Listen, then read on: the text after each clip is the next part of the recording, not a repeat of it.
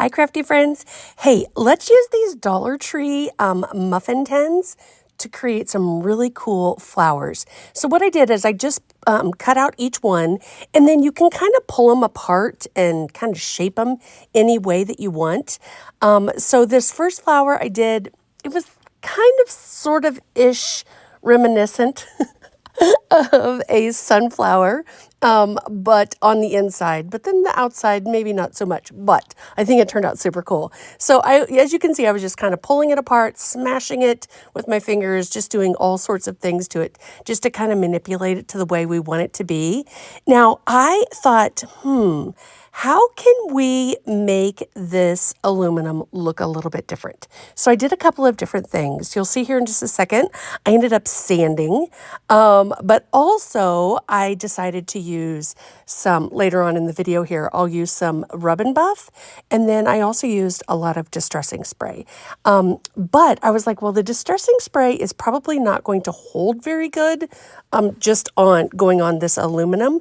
So what I did was I grabbed some of the spray adhesive from the Dollar Tree, and I would spray that on first, and then I would add the distressing spray on that, and it worked so stinking cool. I loved it. So here's where you can see I decided on the inside of this flower just to kind of add a little bit of roughness to it by using the sandpaper. So I just think this is going to turn out super duper cool in the end. So as I was doing this, I was thinking, what are we going to do for the stems? What are we going to do for the leaves and all the things? So as that was kind of drying up, I grabbed out this pack. Look at all those for the Dollar Tree. I love it. So I'm going to cut it apart, and we're just going to kind of rough distress paint this board. This is just one of them from Dollar Tree. I'd cut it off and used it for something else.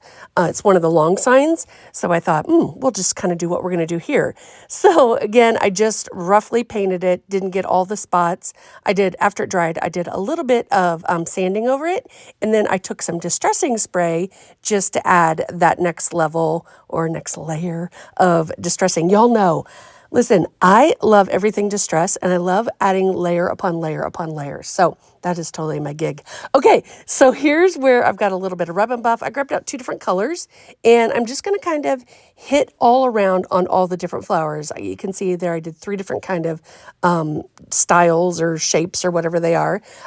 So this, I was just using a little Q-tip just to kind of hit all of the areas. Once I got all that done, you can see here, I'm spraying on some of the spray adhesive because this is where I'm going to add some distressing spray over the top of it. And I did multiple layers of this too. And then once I did that, I would do the spray adhesive over the top. You can see there, I'm using for the stems of the flowers, the edges of the pan. So I thought that would work out great. And then I grabbed, once my board was dry here, I grabbed an ink pad. This is Rusty Hinge, I think it is, which I love. Once it dries, it's such a cool color. Just to kind of distress up my edges there. Because, again, we're just going to build the flowers right on this. And my friends, look at this. Who would know this is aluminum? I'm just saying, so stinking cool. All right, thanks for following me. Don't forget to follow for more.